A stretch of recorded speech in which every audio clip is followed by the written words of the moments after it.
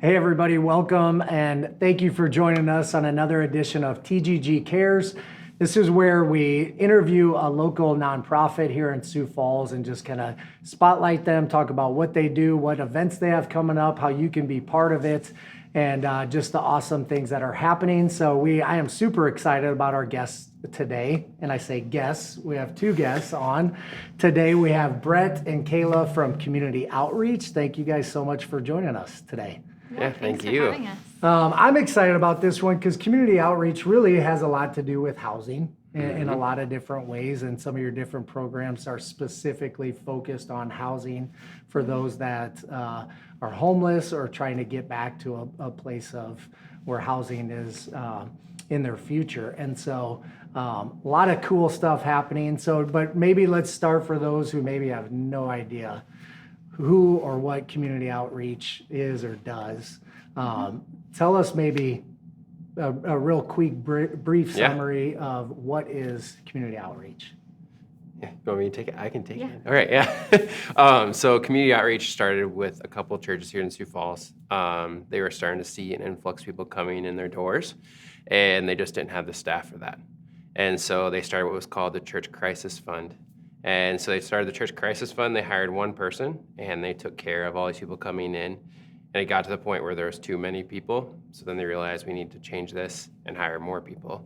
And then 1991 is when we actually officially became community outreach, correct? Yeah. And then 1996 is when it was official. But 1991 is when we actually became community outreach. Very cool. So tell us more about, you mentioned, was it the crisis? Yep. So tell us a little bit about what programs you offer and what they specifically do. Yeah, so the first two that I'll talk about is crisis care and Genesis. So crisis care, we focus on like the emergencies. So for housing, we look at evictions. We look at trying to get people into place. So first one's rent to deposit. And then for utilities, we help with disconnections as well, and then past due amounts. Transportation, one thing with that is we look for people that are not looking for a job but have a job.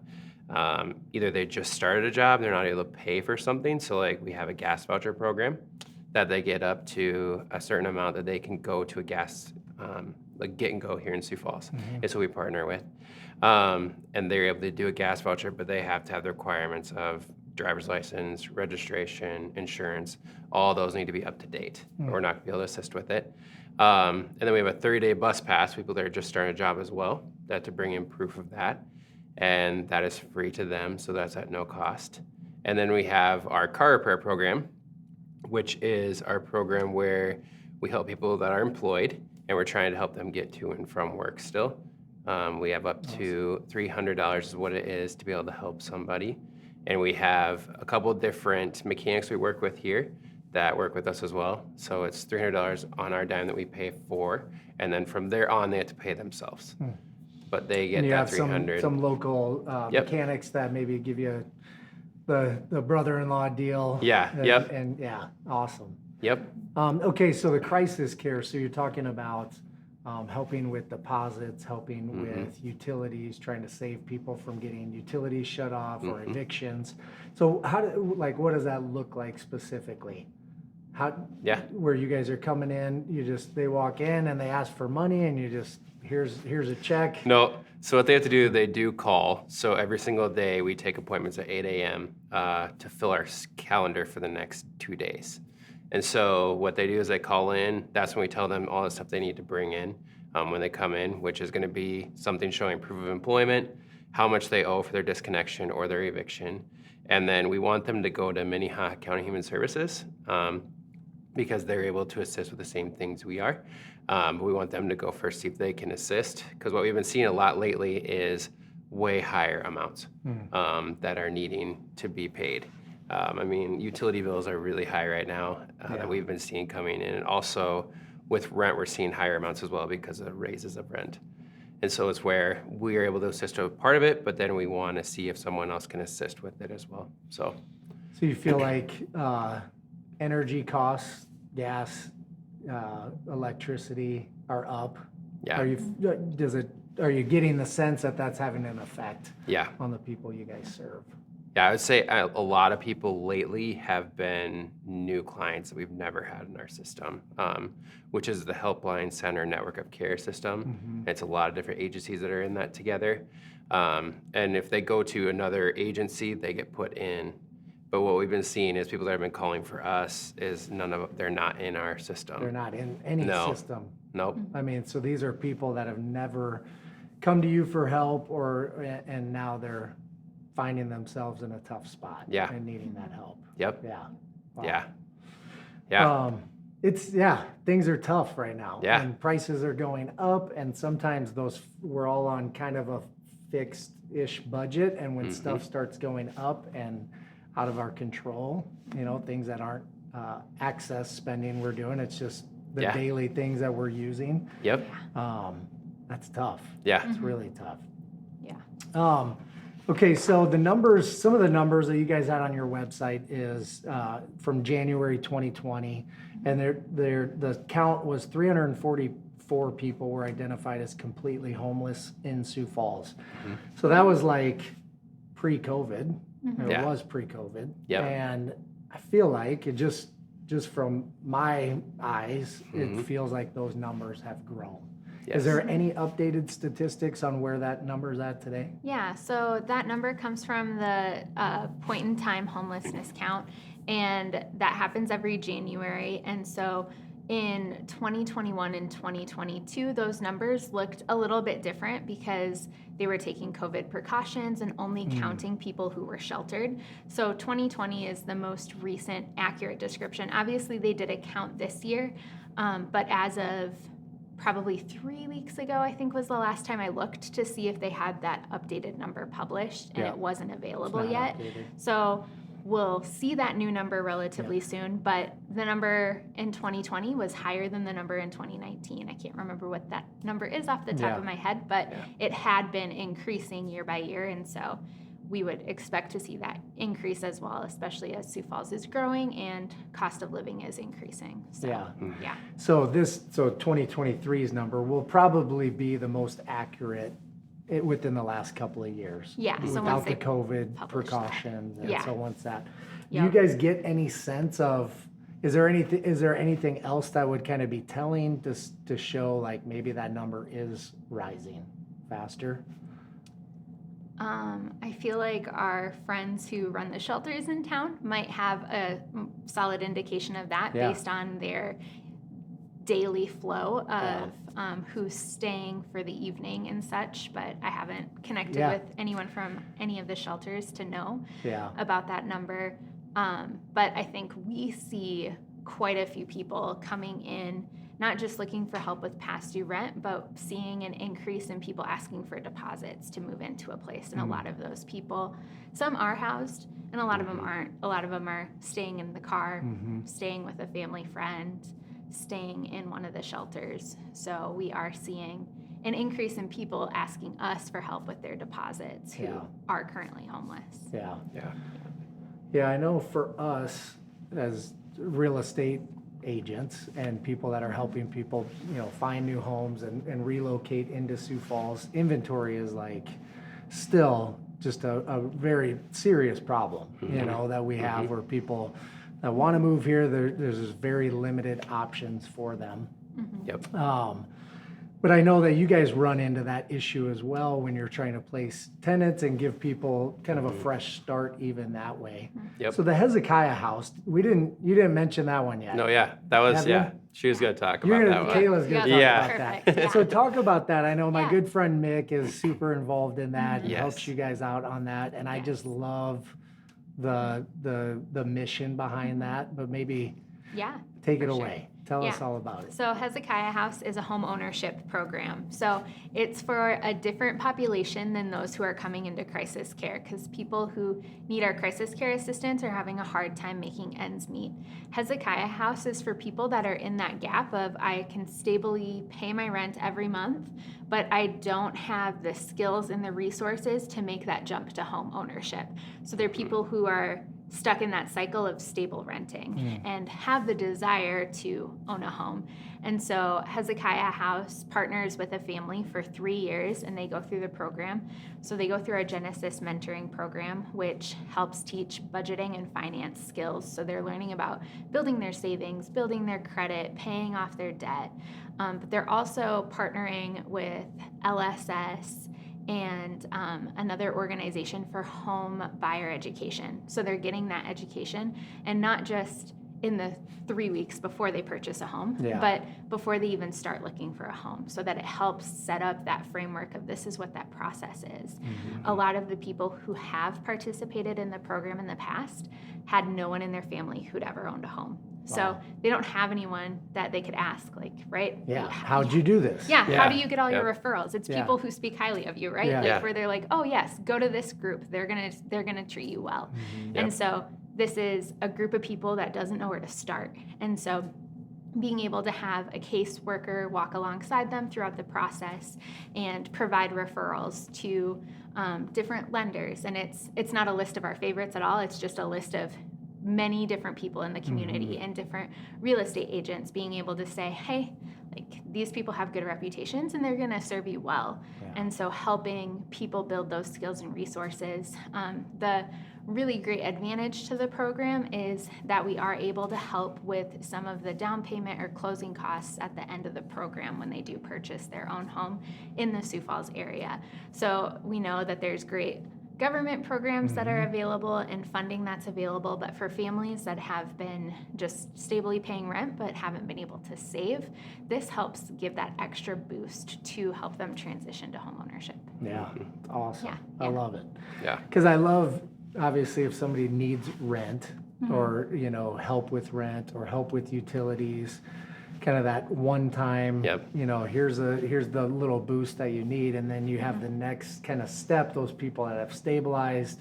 Now how do you help get them even to the next step, home ownership and even more stability and, for their families. So how long has the Hezekiah House been around? Yeah, so it started in 2018, and we recently went through a transition last year where clients previously were renting houses that we were partnering with a church to provide in the community.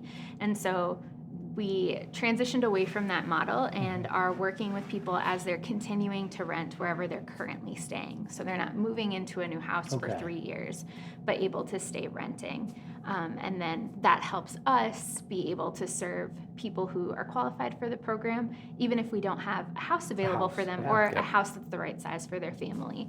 So really opening the doors for more families to participate. And through that program, do you know offhand maybe how many people have graduated and become homeowners? Yeah. And so we've had 2 families graduate from the program, which may not feel like a lot for having it be around for a while. I was worried to ask because I'm like, Yeah. maybe it's 0. No, but so 2, I think, is a huge win. Yeah. And so there were some families that as they were taking on responsibilities of home management, just realized this isn't the right fit for us in this season, and they decided to leave the program.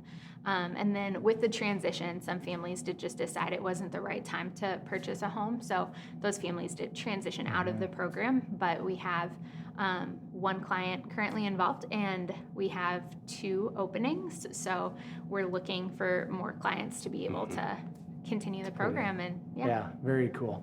And I would say, you look at those dates, since you started in 2018, 20, 21, 22, probably the craziest real estate years, especially when you're talking about appreciation and home values going up, and now interest rates are up. So, no excuses at all, but I would just say probably the craziest times for somebody to become a homeowner. Oh, absolutely. So to have 2 that have graduated through, I think is a huge accomplishment given given what's happened over the last 5 years since you've been doing it. Yeah, absolutely. So the Helpline the Helpline Center. You shared some brief stats I just wanted to share with everybody else. So talk about the Helpline Center first and maybe what that is. Yeah, they're a great organization that serves the entire state of South Dakota, and people can either call in or visit their website and ask for resources within the community. So they know every resource that's available. People can call us, and we like to think that we're really well informed, but the Helpline Center has all the answers for whatever resources you may need, whether it's where can I find food today in the community that's available without cost? Like, are there places serving meals? Are there food pantries open that I can visit? So they have all of that information, as well as what programs can help. So a lot of people who call us have already called the Helpline Center. And then like, they've been referred to you guys. Yep, where they're like, hey, they told me you help with rent, you help with deposits. And we're like, yep, they were right. Yeah. So they do a really great service to the people in the state of South Dakota. And I've just, as we're trying to figure out what the need is in the area, they have a pretty good grasp on what that need is, because they're answering calls and identifying people's unmet needs. And so as of this year, it's been pretty consistent that they have at least 150 calls or messages, emails, texts from people in Sioux Falls every day. All year? Well, I just looked at the last every couple day, of months. right? Yep, so every single day, 150 people every day. When you shared that with me off camera, I mean, that's alarming. Yeah, for sure. And so we get some of those calls, and then we also see that those people are referred to multiple agencies if they have multiple needs as well. But that's just a glimpse at the deep need that there is in our community for just the basic human needs to be met. Yeah. Wow. Absolutely. Yeah. And that's statewide. So they serve statewide, but the 150 calls a day is just the Sioux Falls Sioux area. Falls. Yep. Wow. Yep. Wow. Okay. Yeah. Wow. All right. So I wanted to turn the focus a little bit to Family Fun Day. Yeah. So that's, you and I were chatting about that a couple weeks back. Yeah. So what is Family Fun Day? Yeah. So Kayla and I made this idea actually, and it's an awesome idea and an awesome opportunity for families just to come and have fun for free. It's just a day of all inflatables and carnival games. It's at Giving Hope Bingo. And so it's in the big lot right next to Down them. by the Denny. By Premier the Center. Yep, right by the Canary Stadium area. And so it's there. You just come, you hang out. Last year we had about 500 people that came through the tent area, not doors, but tent, because we were tented. But it was great. Like, just had music, had a lot of fun. Had the fire department there last year. This year we're hoping to get more than just the fire department there with us. Yeah. But So what's the purpose of it? Why throw this one day Family Fun Day event? Like, what's the heartbeat? What kind of created this idea in your two's meetings? So I mean, something we noticed is like families that we have coming in our doors, money is an issue usually. And so for us, we wanted to give them an opportunity to be able to do something like this with no hidden agenda or anything at cost for them. People just enjoy it with their family, have fun with their kids, just be able to make memories with their kids at this. And why the location of where we have it is because that is the best place, one, for bus stops. There's a couple of different places for bus stops.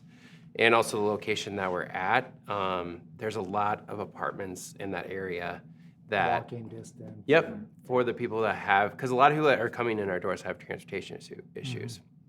And so we wanted to take that away and be able to have the opportunity to them literally just to walk outside their door and just walk a couple blocks, even that, just to be able to be at this event with us. So, yeah. And we also were looking through what our fundraising events were, and we're like, our events weren't necessarily aligning with our mission as an agency to like share hope with other people and provide tools and resources for daily living. So we were like, what's an event that we can do to raise money to help us provide our services, but that also reflects who we are? And so Family Fun Day is that event. It's that merger of these two things. So we do have multiple businesses throughout the community that sponsor the event so that there is no cost to it for us, but also so that the money that is raised through the event, through those sponsorships, can go back into our programs and provide services. And we're also able to share with families that come through our doors or come to the outside event Through the tent. that they can come to our office and get the resources that they need as well. So we did have quite a few people who came last year who called us the next business day to get an appointment. Very cool. Yep. So you're kind of doing the best of both worlds. You're raising funds to help more people, and then you're also meeting new people that may know someone or may themselves need potential help that you can serve down the road. Yeah. So how does a business get connected, or what do those opportunities look like for sponsorships? Yeah. So we have multiple inflatables. And so businesses get to pick from a nice little booklet of a variety of inflatables which one they want. And so they get to sponsor a specific inflatable and have a sign with their logo on it in front of the inflatable at the event. And we also have their logo on our social media and on our event flyer. So they're getting that brand recognition out in the community for the event as well, which is just lots of fun. And of course, it's always nice to, instead of just write a check to an organization, to be able to say, I want that. Like, it's just a fun event for everyone. And a way to spread, maybe it spreads awareness for your business, but at the same time, I think you're part of something that's giving hope to people that maybe that's the best memory from their summer is those those inflatables in that day that you guys provided, which is even more important, I think, in a lot of ways than maybe the brand recognition side of things. So being part of something bigger than that. And so what dates is that this year? Yep, July 22nd, and it's from 10 to 3. Just the Saturday. Hottest day of the year? Yeah, right. Is that going to be? I hope not. When we scheduled it, it was like the one weekend where there wasn't a ball tournament happening. Yes. So there might be one now, but when we scheduled, it was the one free weekend of the summer. We talked about that. Usually Everybody how it goes. started moving. You're like, wait a second. We had a deal. This was, ball tournaments. That's starting. So it's hard to find that weekend or that Saturday where nothing else is happening. It's impossible in Sioux Falls. It really is. Absolutely. July 22nd. Yep. Yes. Awesome. Yeah. Great. What else? Let's maybe as we kind of start transitioning to the end, is there any stories as you guys look back over maybe even this past winter or the past year, any stories, any people, any families that are standing out of that kind of just stuck out in your mind in ways that you helped? For sure. We helped a family within this last month where it was a single mother with multiple children, and one of her kids had extreme medical concerns. So she was taking a lot of time off of work to be able to be at the hospital with her son to accommodate his medical needs.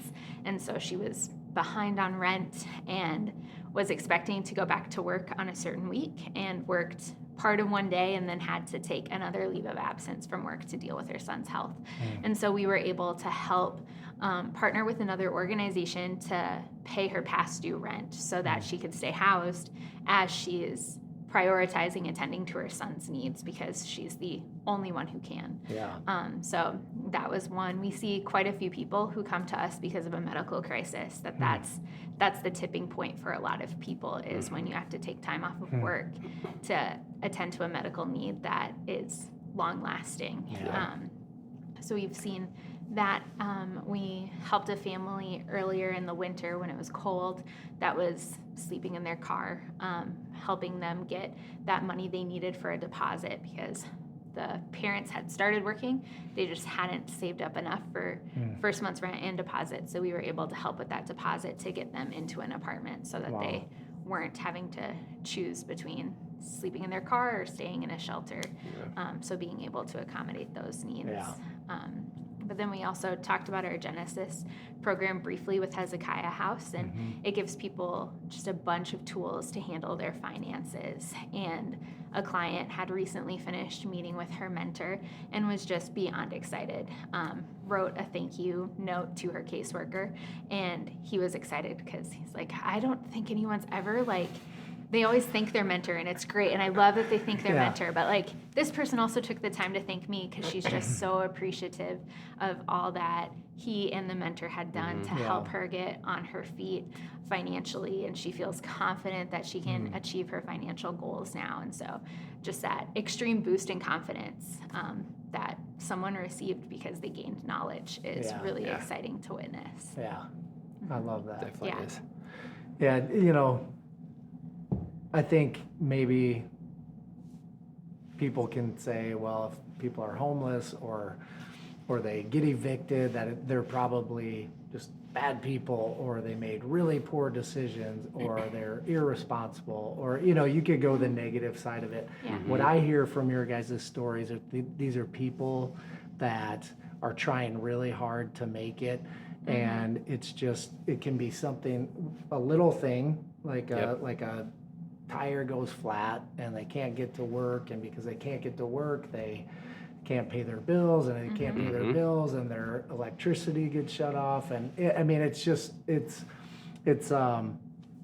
just, sometimes those little things can snowball into, now we're sleeping in our car as a family in the middle of, you know, a South Dakota winter. Yeah, for Yep. sure.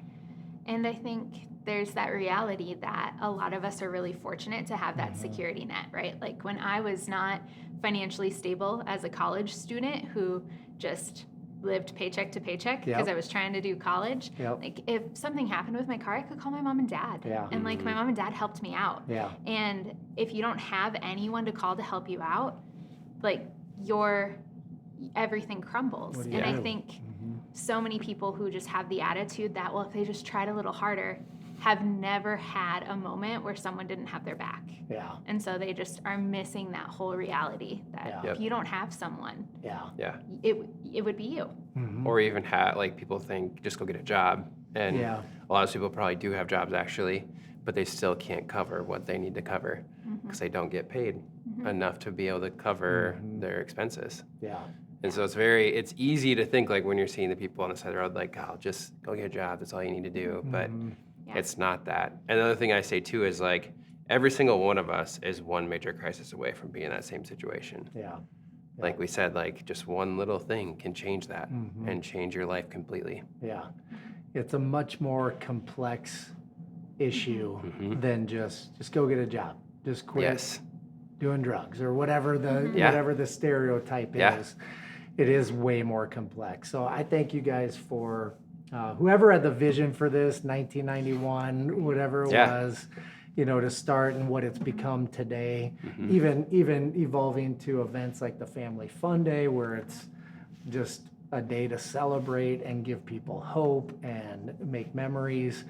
But I just think, you know, it's because of groups like you guys, and there's a lot of them in our city, a lot of nonprofits that we have on here that are doing so many good things. But thank you guys for just serving that need, helping those people in those moments, and really kind of stopping that snowball effect from just continuing to get bigger and worse and worse, but stopping it when we can, and then also taking the next step and educating and really kind of helping set them up for the future. Because I think that's what it's all about. Yeah, It's absolutely. one thing to make, here's one time, pay your electricity bill for you. That's amazing. And sometimes that's all people need. Right. But I think that education too can go a long way to prevent it from happening for them again.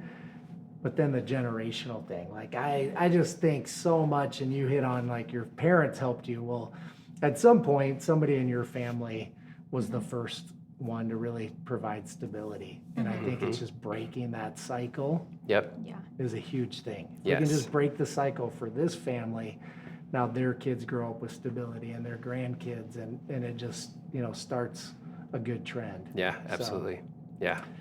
So thank you guys so much. Where are you guys located? How can people get in touch with you? Yeah, so we're at the Empower campus, which there's a lot of other nonprofits there, but Which is the old school of the deaf. Yep. And so our address is actually 1915 East 8th Street, and then we're Suite 105. Okay. So that's where we're at. So, and then if you need to call us, it's 605-331-3935, and then any of us will answer. And then our email is just www.thecommunityoutreach.org. Awesome. So Awesome.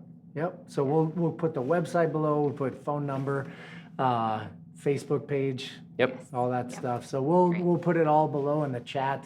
So there's ways to click and find out how to get a hold of them. You can be a sponsor for a Family Fun Day event, or you can just have this resource available if there's anybody you know that they could be of assistance to, would be awesome. So thank you guys so much for coming and chatting. Yeah. And if anybody knows who Stephen Furtick is, he's one of my favorite preachers out there.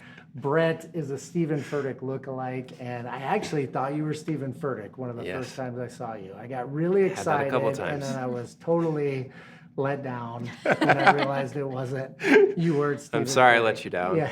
I'm sorry. So no, Not Steven. yeah. All joking aside, thank you guys so much for what you do and just coming and sharing a little bit about that today. Yeah, thank you. Thank you guys for tuning in as well. And next month we will have another nonprofit on just to spotlight them. So tune in next time and we'll see you then.